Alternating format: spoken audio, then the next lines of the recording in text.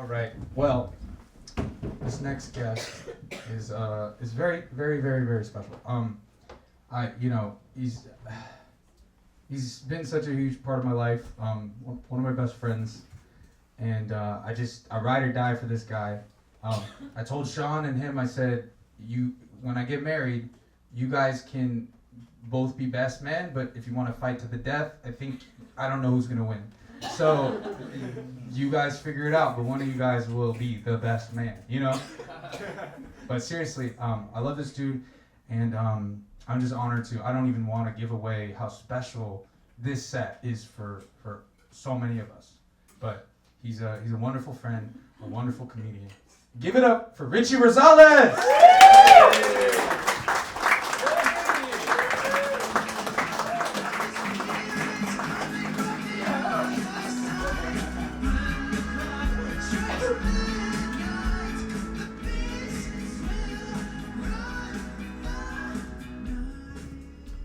What's up? How you guys doing? Good. Another hand for Nathan for just hosting this whole thing.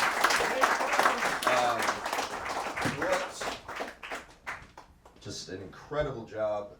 Hell of an intro, man. Thank you for that. Was like a best man speech before doing a stand-up set, which I love. Well, a hand also for everyone that Mrs. Mosher, whole production team, everyone that you guys have seen tonight. Unreal, and a hand for you guys for packing this place out. This is crazy, guys. This is amazing. I don't think we could have packed this in any tighter. I think we hit every single crevice that this house provides. I was expecting some people to be sitting up there. Nathan could have charged, if you wanted to make some extra money. He's like, yo, $1,000 window seats up there, dude. This is an amazing house. Keep it going for the fish.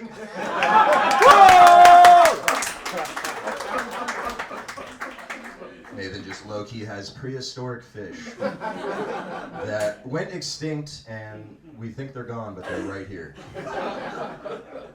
I think each fish has to go for at least $100K. Giant one looks like $1 million, so that's pretty fucking amazing. Christian household. I can swear, right, Nathan? Yeah. Okay, cool. Just making sure. I feel wrong swearing in front of Mrs. Mosher, who's watching me. She's like, "Do not swear in this house. This is the Lord's house." Well, cool, guys. This is awesome. This is fun. I'm excited to be here. I'm Mexican, but I don't really speak any Spanish. I've been trying to learn Spanish, and there's a lot of Spanish words that definitely sound Spanish, like igualmente. But then there's Spanish words that sound like a white dude just made them up. Like El Banco? It's for sure just a white dude that got lost. Like amigo, hola, tengo dinero, necesito El Banco. El Banco, sí. Wait, that's a word? Sí, El Banco. How do you say burrito? Burrito. Holy shit, I'm fluent. I got this. It's funny how another stand-up comedian will tell you that you bombed. They'll never say you bombed. They'll just be like, was that all new material? You're like, that was my best 5. They're like, I can tell it's ready for late night. You're ready to go. Weirdest feedback I've ever gotten from another stand-up comedian. I was at an open mic. I got off stage. Dude comes right up to me. He's like, all right, man, I'm going to tell you why you just bombed. I was like, I feel like I had a pretty good set. He's like, you didn't. Here's why. He's like, your face is too symmetrical. I was like, run that by me one more time. He's like, your head's a perfect square. People are so focused on that, they can't focus on your stand-up, so you gotta address that up top. And a week later, he quit comedy, never returned. Best part about that is, like, in this dude's mind, he's like, I'm never coming back to stand-up. But before I leave, this dude's gotta know this shit. This is vital information. You guys ever follow someone on Instagram and then they follow you right back as you guys are still staying face to face, and they just go through your Instagram like it's like a job interview? They're like, it's your dog? Yeah, it's a sick dog, dude. It's your family? Yeah, it's a sick family, dude. It's your girlfriend? It's my ex-girlfriend. Condolences, she's hot as fuck there, dude. Yeah, man, I used to have a life coach, of course. Has anyone ever had a life coach in here? my best friends, of course. Thank you. Keep it going for Nick for just having the bravery to say he had a life coach. I've asked that question so many times. First person to ever actually admit to having a life coach. Thank you, brother. Yeah, I used to have a life coach, and I was always trying to figure out like what the difference was between like a life coach and a therapist. And I kind of figured out like a therapist will take you through your emotions, past and present. A life coach is just a fucking hype man. Like a life coach is just a therapist for bros. Like I'd walk in sometimes, I'd be like, I feel good today. He's like, bro, you seem good. Your whole vibe, your energy, dude, you're sick. Once you're all healed up, dude, you should grab drinks. And I'm like, oh, I'm actually here because of my drinking problem. He's like, okay, for sure, respect. I'm like, dude, are you a certified life coach? He's like, oh yeah, dude, definitely graduated from Arizona State, president of my fraternity. Just saw a Craigslist ad online that said like some dudes needed help because they didn't have game or something like that.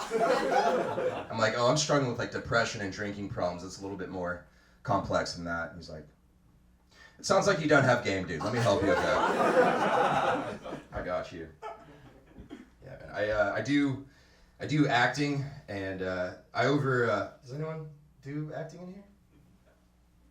Sounds good, guys. Thank you very much. Oh, okay, there we go.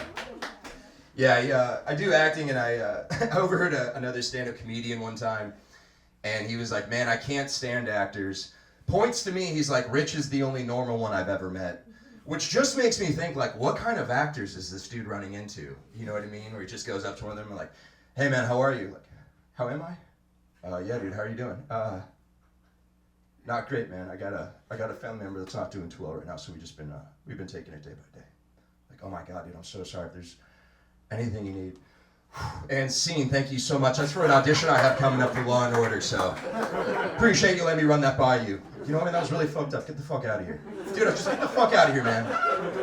And scene, I actually also have an audition coming up for Law and Order, so thank you.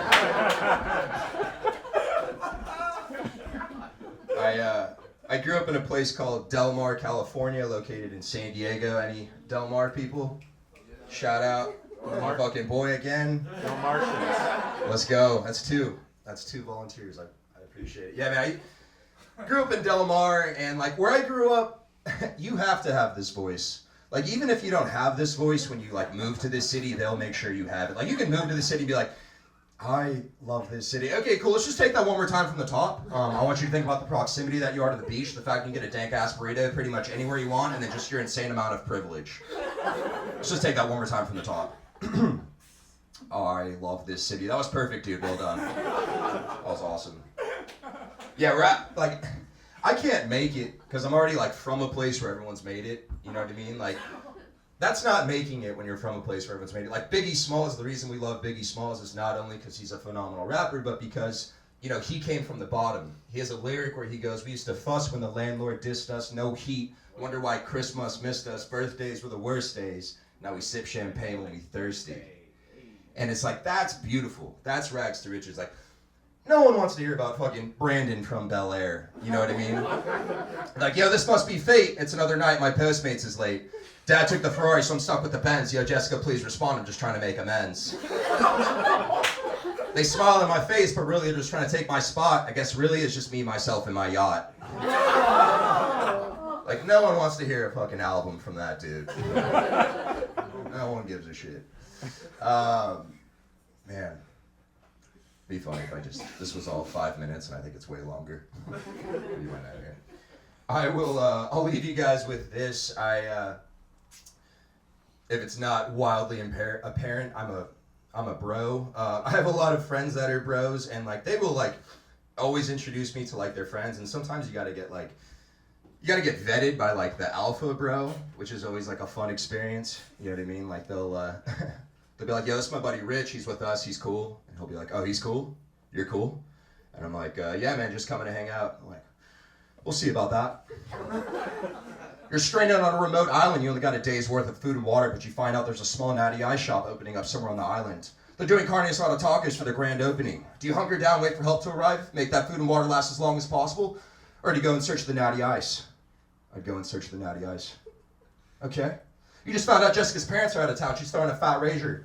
But you've already committed to going to Sarah's. How do you tell Sarah you can't go? Go to Sarah's for the first half, finish off at Jessica's. You're at a fat rage, you're talking to the girl of your dreams, things are going super well when out of nowhere, your buddy who you came here with yaks all over the couch. How do you stay in the conversation?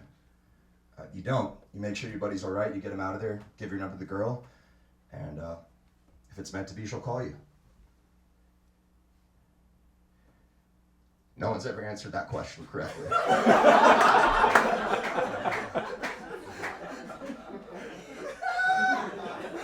I want you to be the best man at my wedding. That's what I'm telling you guys. Thank you so much. Appreciate it. Keep going.